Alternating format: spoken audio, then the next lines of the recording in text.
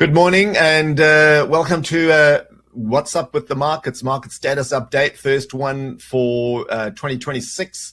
Haven't done one for a few months while we were head down and bottoms up in research. And so many hours went into that. And hence there was something had to give, and this was one of the things that had to give, including my golf had to give a bit as well. And I'm saying that because Jerry asked a question. Welcome back, Jerry. How my golf is going. Well, it suffered a little bit in the second half of last year, but shooting good scores again. Thanks, Jerry. And that's because I've had time to put a little bit of practice in and play a bit more. So in this session today, we are going to do what we normally do, which is look at the market indices. Going to look at a few more indices that have that we don't normally look at. And I've said that a few times. So this is going to be others that we haven't looked at for a while, and to give us some further insight into what's happening in this market.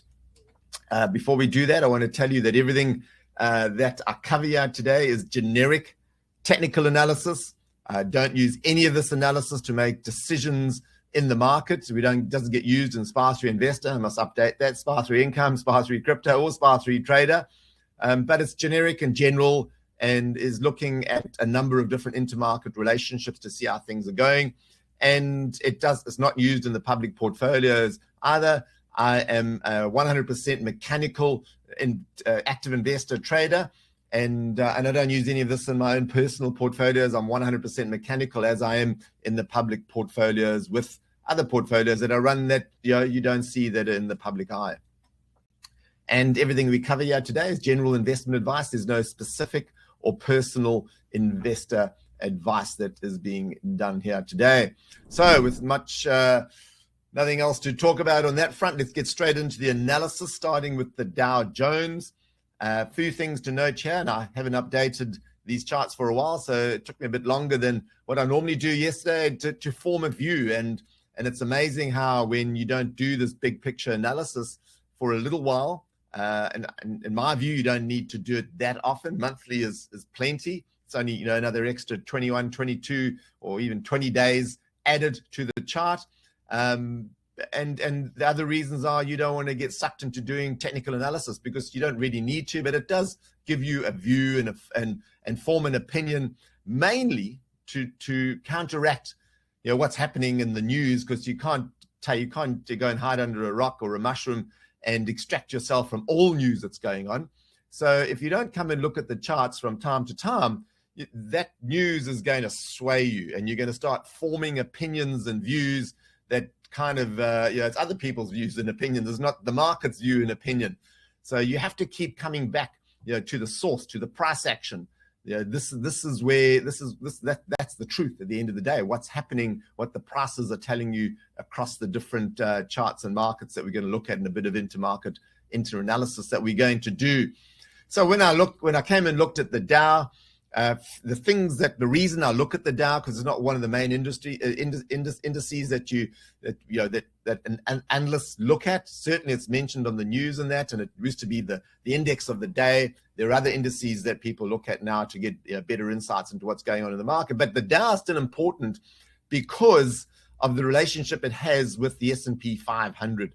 And typically when the Dow is outperforming the S&P 500, that doesn't hold sway towards the positive, roaring, raging bull market. It's a risk-off sign, if you like. But the Dow is still rising, and we'll see why that relative outperformance, which is this blue line here, this is a relative strength comparison, is showing that in a moment when you look at the S&P 500. So that's the only reason I look at it. Obviously, you can see there's a trend, but you can see trends in other indices. But it's this relative movement compared to the broader market, the S&P 500. And you could go a step further and compare it to the S&P 400 and S&P 600, or even the S&P 900, and try and form views. But we do that a step away, because today we're going to go and look at the S&P 400 and 600 relative to the S&P 500 and just see how those mids and small caps are doing relative to the larger cap stocks. And that's a step away, because obviously now we're comparing the Dow to the S&P 500. So that's the first thing that I note here. It is an open trade using SPA3 Investor market timing. onto the S&P 500, and you can see here the reason that the Dow's outperforming is we've got slight uptrend, but more going sideways than anything else. It's a very gradual uptrend. Both the Dow and the S&P 500 are in the upper half of this long-ranging channel that's been going for some time. Been going. Oh, I've got all data here. I'm going to change that quickly just to get just go to 25 years. There we go. Which has been going since the end of the last quarter of 2022, and that channel has behaved upper half, bottom half, upper half, bottom half, and in the upper half at the moment, and a very gentle rise. So the volatility is relatively low. It's down here at just above 1. So this is all bull market conditions. I know we've got a sell signal here. We just, being a mechanical system, it just gave a smidgen out, and there hasn't been enough upside volatility in the S&P 500 to say, right, buy signal if you could buy the S&P 500. The signals might be different on the SPY though. Right, let's keep going. Looking here for breadth of market, any weakness, there's no weakness, there's no divergence here. We've got higher peaks and higher troughs, and the number of stocks that are achieving their new all-time highs, new 52-week highs versus 52-week lows is rising. So that's bull market conditions, and that's positive. Going to the cumulative advanced decline, same thing. The advanced decline line is rising. That means more stocks are going up than down, and the index, the S&P 500, also rising. So that is positive. So there's no negativity there. And this is another breadth of market indicator, the number of S&P 500 stocks above their 150-day simple moving average, that is rising as well, and the index is rising. So no divergence as we've seen there. So no signs of weakness there. We also now the big, it really is. You've heard me say this many times before. Those of you that are relatively new, the camera's gone off again. That must have moved the mouse over the wrong part of the screen.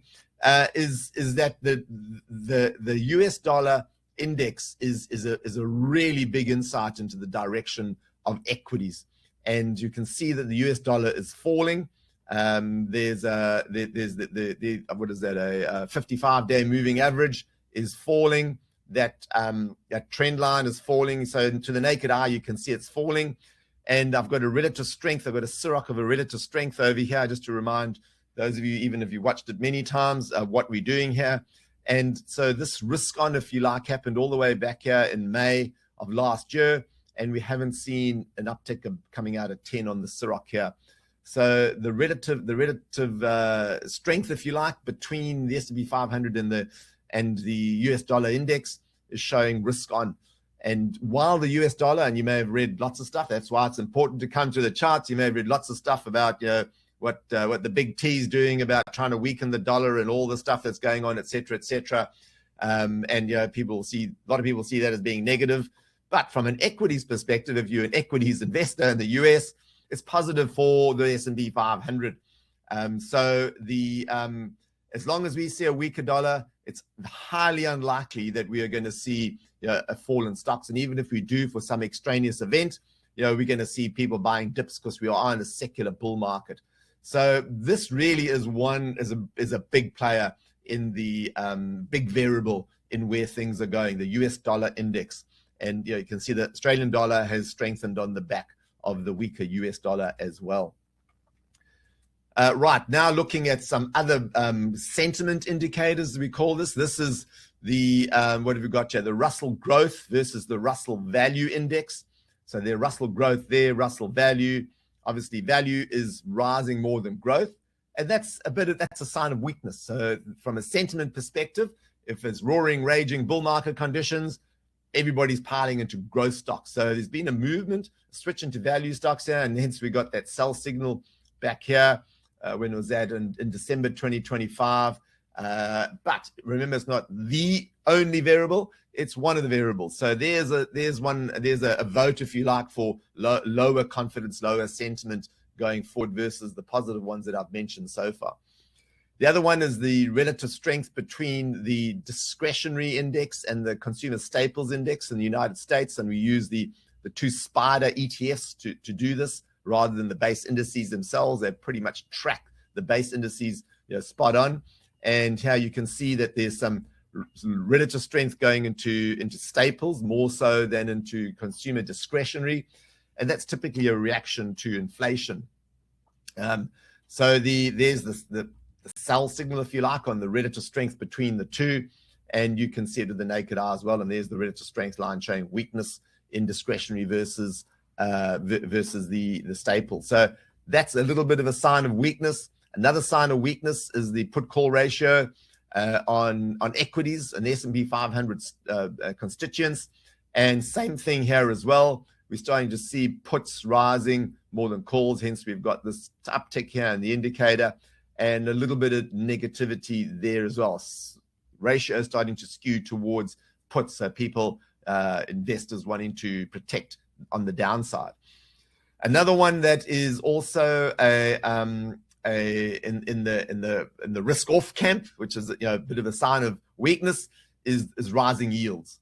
So this is the 20-year. This is the 20-year Treasury. This is the 20-year Treasury note. So these are yields in the index and the axis here, and the trend is up. But we do see a little bit of a challenge here to this lower trend line, and but from just using an indicator to try and make it a little bit more unemotional, if you like, is that this is showing risk off as well. So another little tick in the negative column towards what's going on. And we've also got looking at bonds, yields rise, bonds fall, and hence that's what we're seeing over here. You really do want, everybody says bonds and stocks should go in the same direction because that's yields are falling is typically good for stocks, but it's not a reliable indicator at all, because all these lines I've got here on the chart are showing the exact opposite, and you can see that they tend to go in opposite directions more often than what they go in the same direction.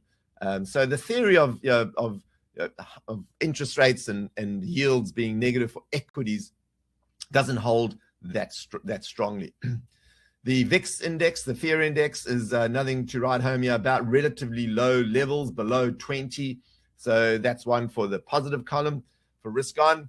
And then now let's look at the NASDAQ, so tech stocks.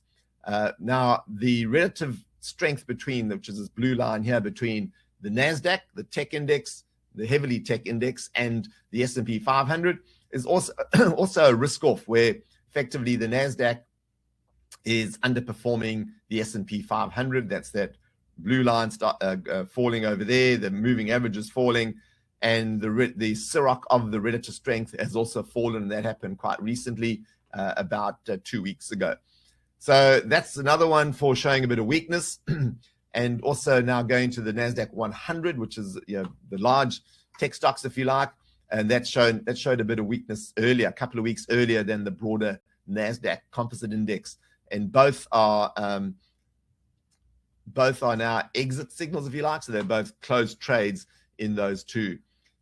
We also now are going to look at a bit of divergence. So this is the cumulative new high and new low, 52-week new high and new low. And there's a bit of divergence here between the index and the actual new high, cumulative new high, new low.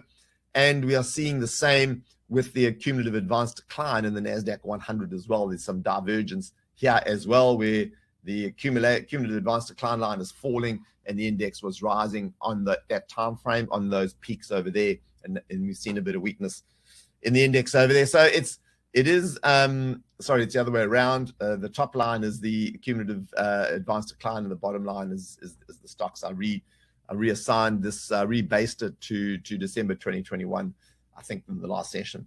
So there's a bit of weakness in those breadth of market indicators as well on the NASDAQ. Looking at the number of stocks above the 150-day moving average in the NASDAQ 100, there's no divergence there, certainly on those peaks that we are looking at there. So that's one that's not negative. You can't say it's positive. Positive when you look at that indicator, it's not negative. Right, now this is where there's a little bit of a clash, if you like, in the logic. The semiconductor index, the SOX, of which those of you who are trading SPY3 income, the SOXL, the SOXL, is the 3 times leveraged ETF of this index, right? And this is rising, and it's at a new all-time high. Whoops. It's at a new all-time high, which is I've kept that there just to give some context to where that was, and because we haven't really formed a resistance level yet. So until we form a resistance level after that breakout, I'm going to keep that. You would have picked up by now that I use black zones, if you like, to show the all-time highs, and I use blue just to show support and resistance that are below the all-time highs. So I won't move that black rectangle up that zone until we have resistance, which is basically a sideways market. So this is outperforming the NASDAQ 100. And of course, all the noise has been that the tech stocks have been suffering.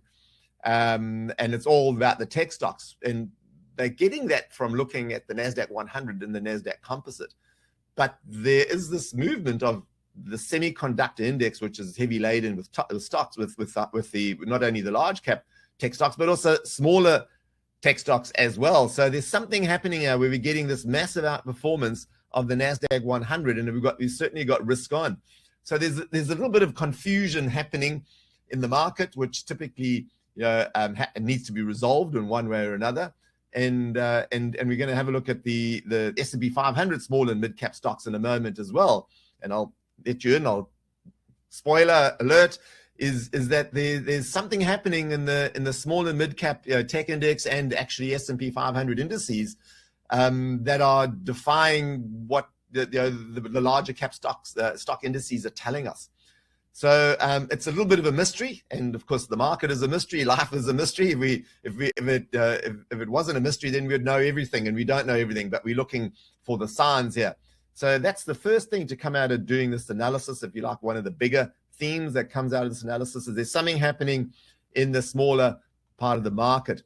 And now this is the which I brought in recently. This is the Canadian market, and I brought this in to get some relative movement between the Australian market and also the US market. Is that the TSE 60 is outperforming? This is the blue line is the ASX. I know it's the All Ordinaries Index, and that's the TSE 60. And from back here in April of last year, coming up 10 months odd, there's been massive outperformance. Certainly, starting gradually, we matched it, and now this outperform this differential has become massive between the two markets. And there's also another resource heavy index, which is seen worldwide as being an index that you would, or a place you'd go and invest when resources are running, is the South African index, and it's also outperforming the Australian index. So that is something to take note of, and it's also outperforming the US index. And we're going to have a look today at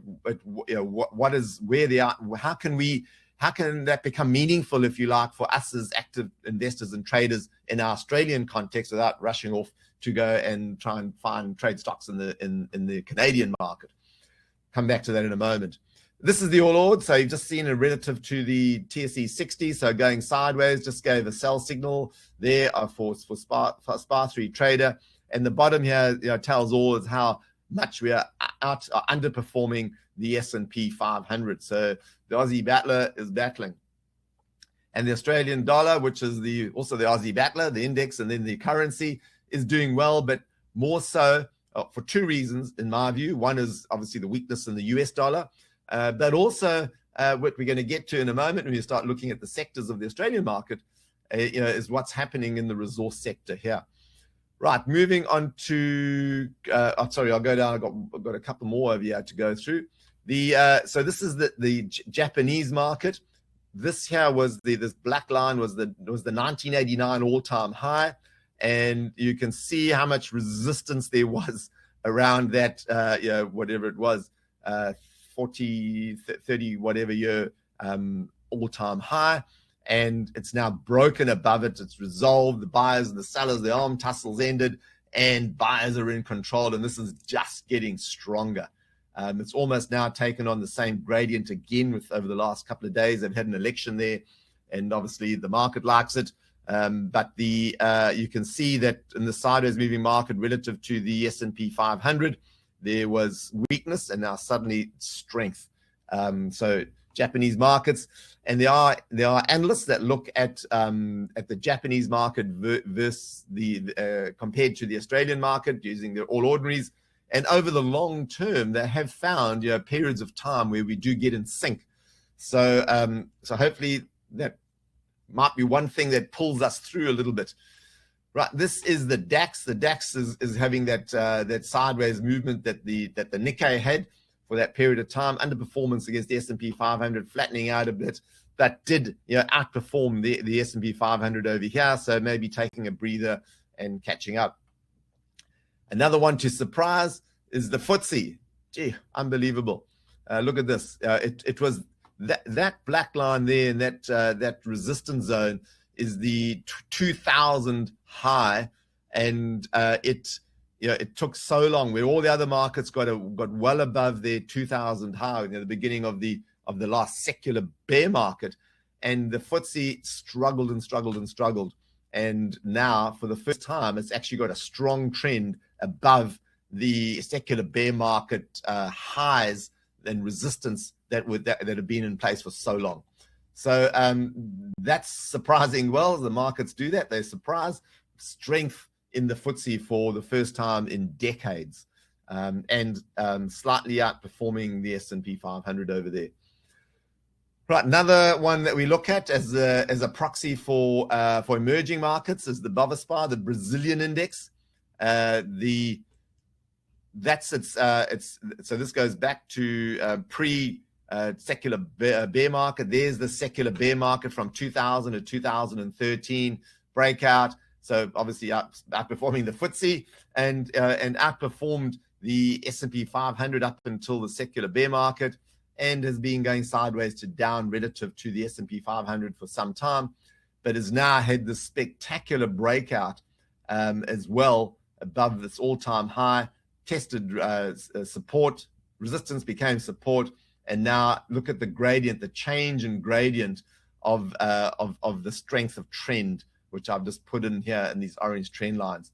And in this, this broader channel, if you like, that goes back to 2012, so some 13, 14, 15 years, and it's hit the top, traveled sideways until it hit the bottom, and now is moving back into the upper half of the channel. So things are happening in the developing markets, in the emerging markets, if you like, and there's definitely strength there, and that we do follow that ETF as well as the Mexican ETF as well, all part of SPA3 and Desta. So if you're looking for opportunity, you certainly could go to those pockets of the market.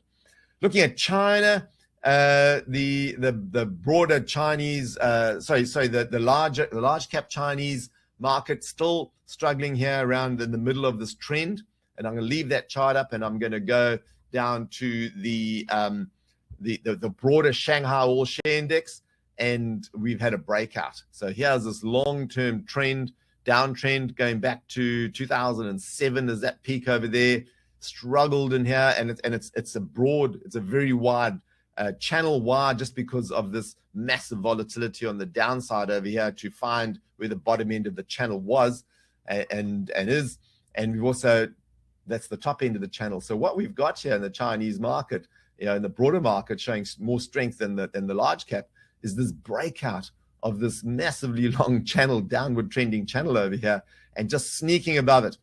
Now, what we don't know is, because it's really, while the price action is between that peak and that trough, we really are in a sideways market. So to technically, get into a new bull market that high from back here in 2007, like the Japanese market, which went for 37 years, there has to be a breakout above that all-time high from back here. Now, obviously, it's not a mature market. There's all sorts of shenanigans that happen in the Chinese market, but it's still price action. So the price action, is the truth, even in the Chinese market. And even though 95% of stocks are state-owned enterprises, but it's still price action. And this price action won't just be money that's in China. So it's coming from more objective parts of the world, if you like. So there's an early sign. Will this support hold here and then take off? And will the larger cap, the FXI, which we just saw, the Zeno, which we looked at in the previous chart, which is we've got the FXI as the ETF for that particular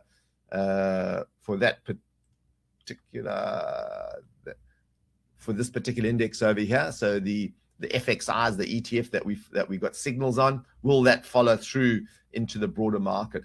So things are happening in China, Japan, Brazil, and you can go and look at the Mexican index as well.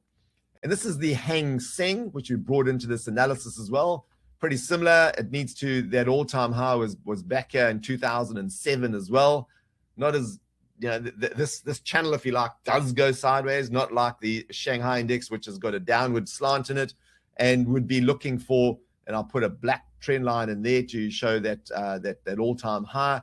But the Hong Kong index is having, looks like it's going strong, but it's been all this time along here, and even that rise, it's been matching the S&P 500 and is still matching the S&P 500. So, but it's things are looking quite well in Asian markets. And this is the South African market. There's the breakout above its all-time high, and has also got a lot of strength happening there. And like Canadian market is outperforming the S&P 500. So there's definitely confusion in just looking at these indices, these equities indices, in that there are, the smaller parts of the market, the lower cap, the smaller cap parts of the market are doing better than the larger cap, and the develops and the Asian markets doing better than the US market at this stage, and certainly better than the Australian market. So there's a little bit of conflict that's happening, and we're going to have to see which way it resolves itself. Now, I'll just quickly go through the commodities. This is the CRB commodity index. Massive indecision here, going sideways. There's the all-time high back in 2008, and still, after a very strong run-up, the CRB index has just tracked sideways for some time. Onto gold. There's the gold breakout above the all-time high of 1900 there, and this trend is strong. It really is strong. We've fallen back into this. So I haven't moved this upper trend line yet, even though we had a breakout above it. Huge volatility there in the gold price, back into the channel, and we'll see what happens here. But that's obviously a bull market. This is the silver market, the change in gradient. So the bottom line over here is the relative strength between gold and silver. And you can see matching, underperforming while gold was going there. And then this catch-up, which everybody talks about. They only happen every few decades where silver does this, as a catch-up in gold. And we're right in the middle of one right now. So, so count yourself lucky, fortunate that you're witnessing this. And don't get stuck in the headlights and do nothing about it. There are opportunities, that you can do even outside of our SPY stream mechanical systems, although it is capturing some of this in the ETFs and some of the stocks that are coming up with our systems, is that you can set up a satellite, go and do some back testing, create some simple rules, because you're not doing a whole number of stocks or different price action. You're looking at one or two sets of price action, or you could just do the SLV and GLD on the ETFs, to just follow those signals and put a bit more money into it. And you could do that, and you can also go to copper markets. So here's the copper market, all-time highs as well. So we've got all-time highs in silver, gold, copper, and copper is probably going to be one of the most sought after resources with all, just about every industry in the world is chasing copper and needs copper in huge amounts. So copper above all-time highs. Oil is which probably does affect the CRB index more than most others, because gold and silver aren't in the CRB index. That's why it's going sideways. And oil is marking time. Right, we'll have a look at platinum and palladium in a moment, but let's just first have a look at Bitcoin. It's definitely got more weight in financial markets, and as an intermarket analysis, I think it's important that we do it.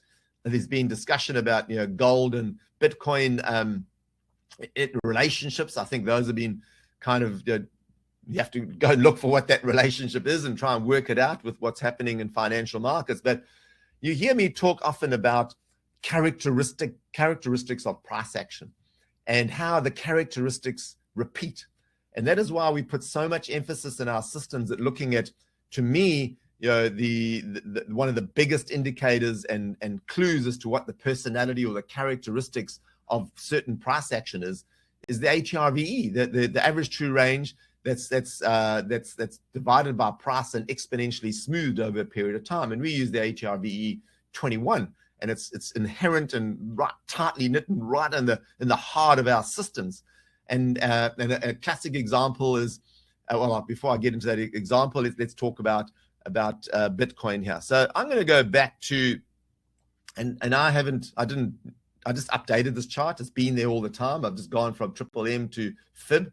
And we're going to have a look at a few things here. The first thing is this Fibonacci retracement.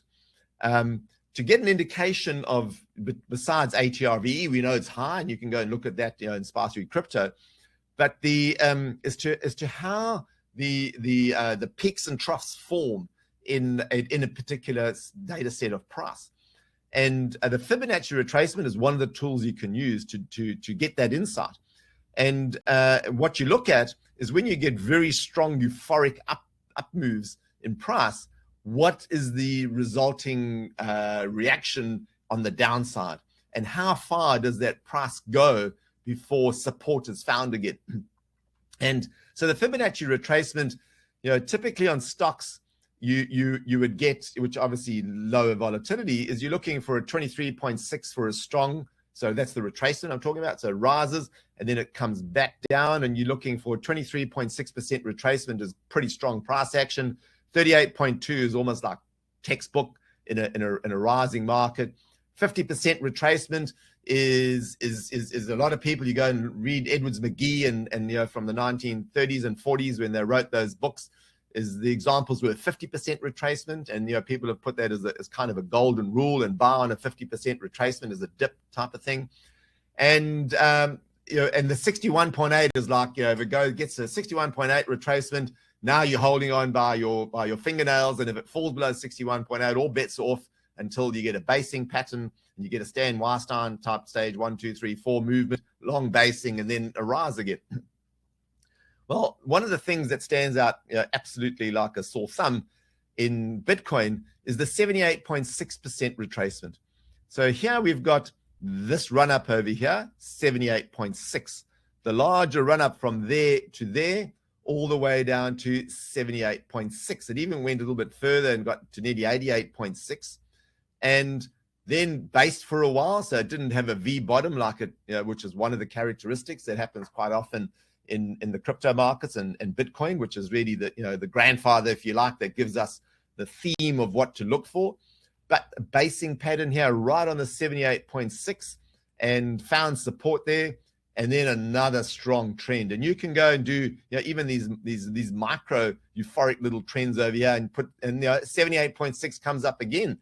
But on the bigger swings, this one here, which was a long one, you can see that, what did we have? Lo and behold, there's the 78.6. So we got to it, went below it, found support, and off we went again.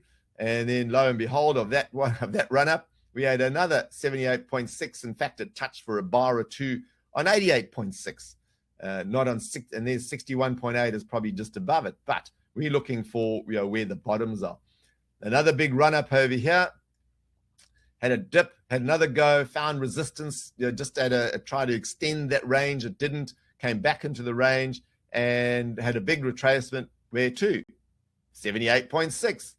And then off it went again, right? So what are we up to? We're in 2022, 2023 here now. Another big run up, another major trend. And that's what we've ridden now. And what has the retracement been so far? We just at a 50% retracement right now. And you can see this, eyeballing that chart and looking at the price action here on the same scale, that's still a falling knife. There's no doubt about it. You don't want to try and catch this yet. And if you go back and look at now what we're doing is eyeballing, looking for similar falling knife type cliffs like that. And there are plenty, right? There's one, that's the first one. People might have thought, wow, it's over. Look at this basing. No, another cliff. So there's plenty of examples here of those falling cliffs happening. There's a falling cliff on a shorter time frame, another one, and then we had the exhaustion, knife until it found a V bottom. There are tons of them, and you can go and do that in your own time. So without being predictive, we're just looking at characteristics here and their general characteristics. I'm sure if you look at your characteristics, they won't be exactly perfect, for every single situation, but they will be generally there in how you react, particularly, to traumatic and testing environment. So in my view, just using, not a prediction, but just using the history of Bitcoin price action, is that we've got some way to go. So where is 78.6 on this big run up? And you could do some micros here. You could actually, rather than starting this run up from 2022, which me eyeballing this, there hasn't been a big enough retracement to say that we could go into smaller Fibonacci's over here, but you could certainly do it. But what you'll find is that these aren't blow-off retracements. They are rising retracements, which would typically be your 26, your 23.6 or your 38.2, even a 50% retracement, which is still Edwards and McGee classic stuff. That 50% is where you could buy. So that's still bull market rising. When you get below that, you start thinking, no, this is a big reversal. This is a biggie, right? And I think we're in one of those biggies right now. So 78.6 is below $40,000 on Bitcoin. And that is why, at this stage, don't go guessing, don't go, trying to buy any dips. If you are trying to look for a longer term entry into Bitcoin, there's a high probability, no dead cert, that there are going to be better opportunities to have a long term entry into Bitcoin. And the same is happening in Ethereum. Ethereum never got to that all-time high and broke out above, so it's still back here in May of 2021. It has not made a new high yet, and is in this range. So that is a big, long, classic, sideways moving market. And when it does eventually break above that, and there's a whole bunch of fundamentals that have to take place for that to happen, it's going to be a whopper. It really is going to be a big breakout to the upside. And we'll be around waiting for those entry signals to occur with sparse crypto. Right, back onto resources. And it's important, I'm taking a bit more time here because I don't do these sessions as often and I'm not going to do them as often as what I've done them in the past. We're going to wait for big moves in the market, if you like, and for it to be relevant for me to come and paint this picture looking at generic technical analysis of various intermarket price movement, rather than just come up and repeat from 1 week or one fortnight or 1 month to the next if nothing's changed. So there are changes happening here. So that is it's a good opportune time to do this. So platinum is has been it's a fundamental resource that's needed in all the things that are happening in the world, as is palladium. We'll look at the next chart. But this has got a couple of overlays on here. It's got the platinum price in US dollars. It's got an ETF listed on the Australian market, which is the orange line. And it's also got the PPLT platinum ETF, which follows the platinum price very, very closely in US dollars. And we've had this classic breakout, strong rise off the bottom of a wide long-term range trading market. This run up, massive run up, hit resistance as you'd expect it to do. It's come back into the range and is now looking for some support here. And we could put Fibonacci's on this. I don't think I've updated the Fibonacci on platinum. I'll do that to get an insight into where that'll be found. But this is a long-term resource move. This is a multi-year move in resources that's happening here. That started, and we'll go and have a look at some charts on the ASX in a moment to see where they started and what they could eventuate into based on some history we can look at as well. So if you felt you've missed the gold play, and I said this a few months ago, the latest I could have said it was October last year. That was when the last one we had. But looking at some of the positions I've taken in my private environment is that I was saying that as early as May, June last year, right? And that was in this period here when we had this first breakout and a clue here of platinum starting to catch up. So that we always talk about silver catching up with gold.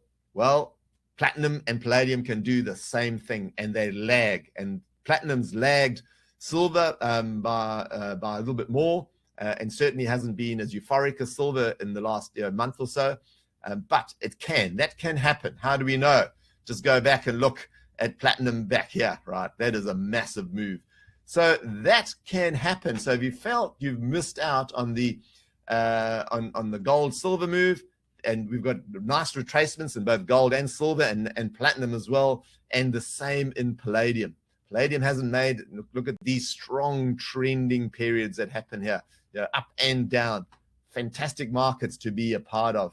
And there is a platinum ETF, PALL in US dollars. That's the black line. You can see how closely it tracks. So both the PPLT and the PALL ETFs track the actual US dollar price of the. They're not leveraged, but they do track them pretty closely. The orange line is the exposure you can get to platinum in the Australian market, which is ETP MPD, and you can see this breakout over here as well. So there's opportunity in those markets here in Australia.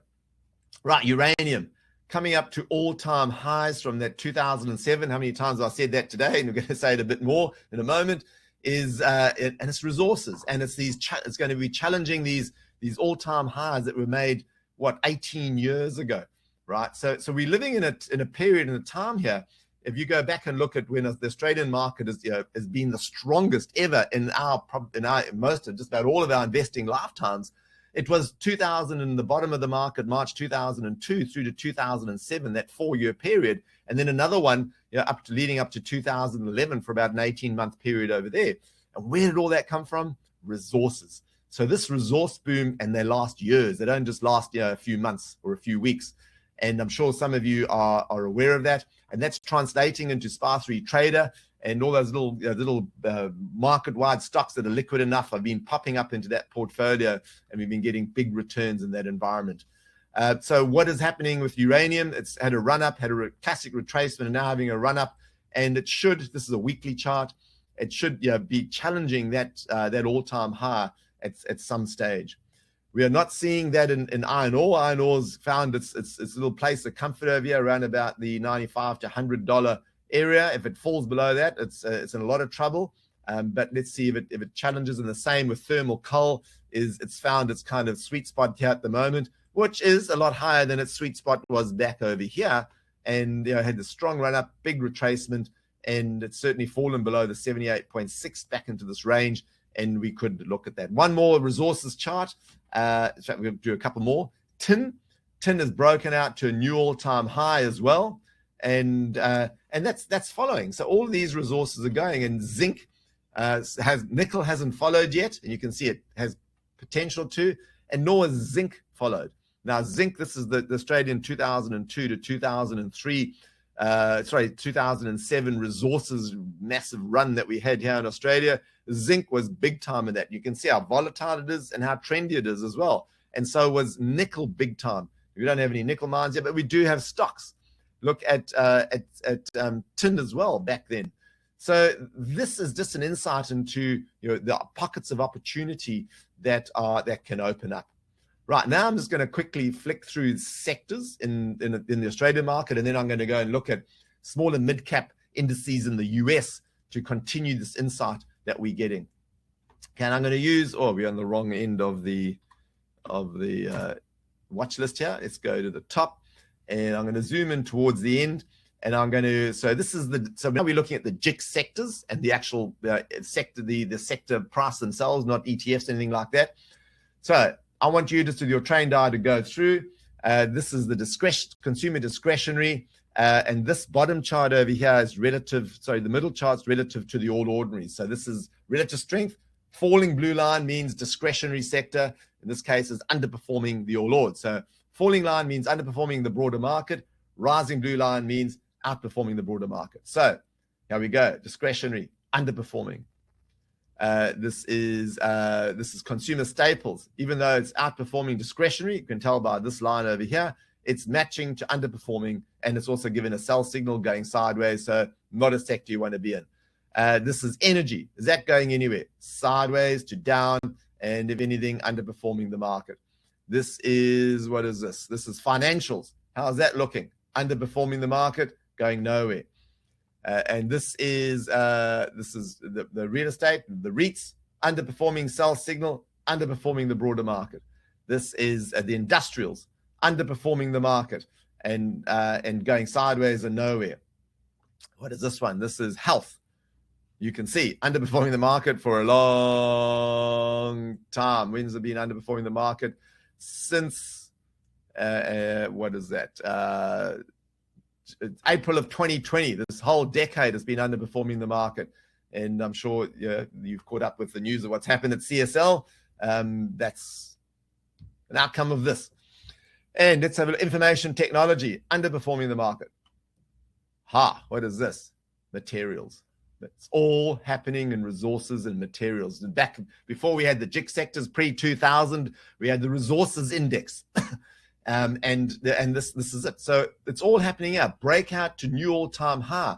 The first time, and this high was set back in 2008. So we're talking, multi-decade moves that are happening over here.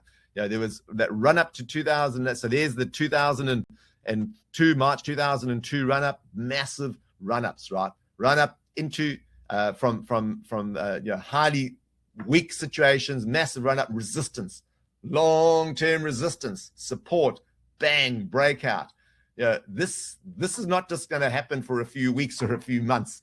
This is going to stick around for a few years. So this is an opportunity that we want to take. We really want to make the most of. Telecommunications down. So those are all the JIC sectors. Sorry, there's utilities to go. Underperforming, right? So one JIC sector is outperforming, and that is the materials index, if you like, the materials sector. But let's break it down a bit more. Let's go and look at the small ordinaries. So the small ordinaries has not made a new all-time high yet. That's that run-up that I keep talking about, the strongest part, the 4 years that Australia's ever experienced. Are we going to experience that again now? But the small ordinaries breakout hasn't had a breakout to new highs, but some strength, and then this little bit of weakness in the volatility we had in the last week. That's the small industrials. Small industrials, no all-time high strength, but weakness at the moment. There's that weakness. This is the small resources. So this is a sector hasn't made. There's the run-up in the small resources to 2007, big retracement, 2011 to that peak in 2011, approaching it. But that's been pretty strong nonetheless, but this has been stronger. So we've had this strength, this outperformance, this relative strength line started back in, when is that? September last year. And rising, gentle rise, strong rising. Obviously, we're going to have dips along the way. But this is, from the strength of this price action, I'm not going to say this is definitely going to happen, but the probability is that this dip may be the dip that we're going to have, and then it's going to go up and challenge that all-time high from way back in 2007 and 2011. Right, emerging companies. Wow, look at that. These are the small cap stocks. There's matching the all ordinaries. Look at this breakout. When did that happen? In September last year. So the last time I did one of these, the beginning of October, all this was starting to set up. This has all happened in the last 4 or 5 months. This is strong, a vote of confidence to the riskiest part of the market. And if it's happening there, it's going to be very difficult for the large caps not to be pulled along. It's typically the other way around. And what we might argue is that has happened already in the large caps, and now it's the small caps and mid caps turn. Right, this is the mid cap index, right? The broader, the mid cap 50. This includes industrials and also resources. And if we look at the mid cap industrials, it's not them that's making the mid cap 50 do that. It's the mid cap resources that's making it do it. Hopefully you're getting the message, okay? And in Australia, when it comes to small to mid cap, it's in the resources sector. That's massive outperformance there, and there's there's a breakout. So the mid cap resources is well into new territory, right up there in the stratosphere. Does that mean it's the end? No, it's probably just beginning, because if we go back to, let's go back to XSR, and let's go to all data. I think we got a bit more. We are in all data. So we go back to 95. Yeah. So we don't have more data prior to that. But the point I was going to make is that this was the new all-time high here, and look how it rocketed above into new territory, because that was all new territory back then. It went a long way. So that's the potential for this. It's all resources. Right, one more index to look at here before we go to the US, and that's the merge. So I went the wrong way. Let's just go down to, we've looked at that. We can just go to the end. Sorry, I've gone back up the thing. and this is the ASX 20, the large caps. So there's the run up to that's, I think it's April, that's 2015, and we are languishing here relative to the small caps. So that's, hopefully you've got the message. So that's in the Australian market, but is there any evidence of this in the US market? Let's go and have a look. So what I'm going to do is go to EW. Oops. Have we got to, yeah, sorry, wrong index. We got to go to, so, sorry, I was going to go through that. I won't go through that, but the story on the spiders is much the same. In fact, we'll just go to materials, XLB, and even in the US, I'll let you in, even in the US, the materials sector, which they don't have as many material stocks as tech stocks and everything else, is also breaking out to a new all-time high. So that's the spider, the sector ETF. And you can go and look at the others, and there's some strength there, but we've got the materials also breaking out in the US. Now, let's go and have a look at the SPX EW, equal weighted. I know there's a lot of noise on this chart, but the point I want to make is that broken out to a new all-time high. So the EW, SPX EW equal weighted, is outperforming the S&P 500, right? That's, how do we know that? There's the S&P 500 relative strength. Here's the smoothing of the comparison between the two markets. And when the EW outperforms the S&P 500, that's, you got to take up, you got to take note. The mid-cap index, the S&P 400, one of my favorite indices, and look how for long periods of time it outperforms the S&P 500, matches it. And for a long period of time now, since 2017, it's underperformed the S&P 500. Why? Because of all those large cap stocks running. But what are we seeing here? S&P 400 breakout to a new all-time high. This does not happen often, and it's only just happened. These trends don't just happen for 5 minutes when they happen. So what's going to happen here? Come back. It's tested. You might argue the test of the previous support, which is now the previous resistance, which has now become support, has happened. That may have already happened.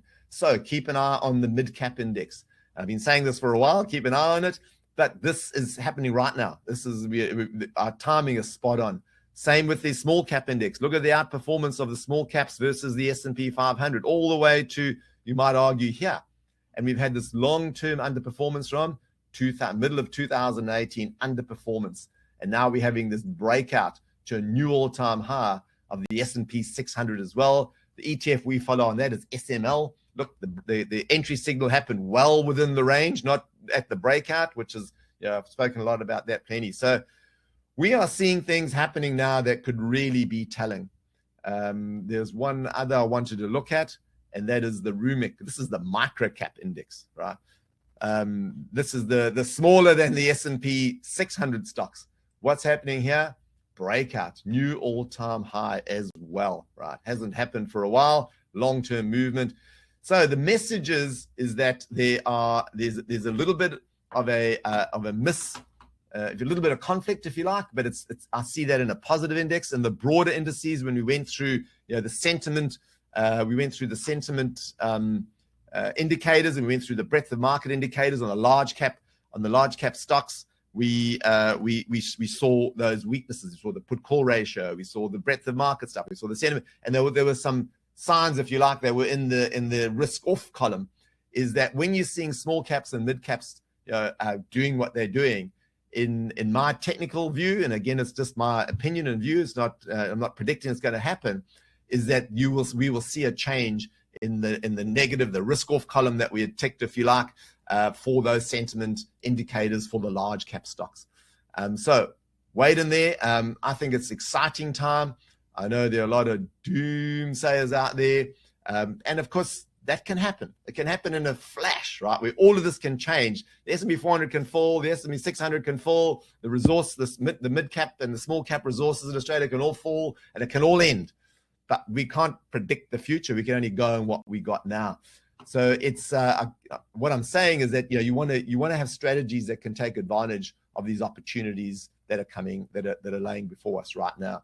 Everybody's been focused on AI and tech, and the SOX, the SOX is going. It's outperforming the Nasdaq 100. So there's plenty of opportunity there, and all that, with all the negativity around, is the message is there's enough. There's some really strong price action evidence there to say that this market's still got some way to go, and what we've got to do is keep coming to price action. So this really is a lesson in having a neutral mindset. Now, don't go and put the house on all the stuff I've said here, but weigh it up and come back to the charts, come back to the price action when you hear all the negativity, worldview, geopolitical stuff that's going on, and particularly. I've read stuff. I'm on Twitter feeds and emails, and there's just so much doom and gloom, and 2026 is going to be the worst year, and blah. Come back to the price action and take it from there. Right, it's been a lengthy session. I used to try and keep these to an hour and not go through those small caps and mid caps. I think it was behove of me to go through them because they're very relevant and very important at the moment. But it's also, I'm going to rather do a longer session and pull the detail, go into this sort of detail, less frequently rather than do more frequent, shorter ones that just say what I said the last time, because there's been no change in, over the last 10, 20 bars or something that are out there on the market. We need a few more bars. 1 month is about 21 bars. We probably need, 40 or 60 bars to really have a look at what's going on. That's change and additional data. But what I'm going to do from here going forward is wait for eventful price action to happen in either direction or volatility or whatever to do these sessions rather than just do them on a period basis. So open to questions. Hopefully that has there's been some good stuff in there for you to take away and be objective about it, and some learning in it. Right, there's no questions at this stage. And hopefully I've answered them all in the presentation, but you can certainly ask questions on the forum or elsewhere, and we'll get this recording out today. So thank you for your time and attention. And as always, I wish you consistent and objective active investing. There's one question. Bruce has just said, investor or trader to take advantage of markets? Both, Bruce, both. The investors doing pretty well at the moment. The US SPA3 investor portfolio just made a new all-time high in the last week, and we had a big retracement with all the volatility in the SPA3 ASX, the investor ASX portfolio, but it's not far off all-time highs again as well, just couple of percentage points. So it's been outperforming the market over the last year. So both is where you'll find opportunity. Thank you for the question. Right, I'll end it there.